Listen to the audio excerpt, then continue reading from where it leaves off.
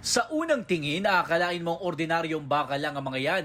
Pero vintage bomb raw yan, sabi ng mga tauhan ng District Explosive and K9 Unit ng MPD. Na-recover ang mga ito sa isang construction site sa loob ng College of Medicine ng UP Manila. Nasa 3 talampakan lang raw ang lalim ng pagkakabaon dito nang matagpuan ng mga construction worker.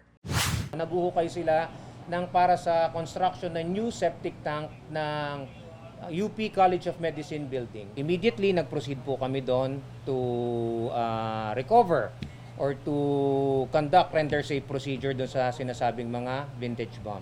Mabilis namang na-recover ang mga bomba dahil agad napalikas na mga tauhan ng universidad ang mga construction worker at nakordonan ang paligid nito.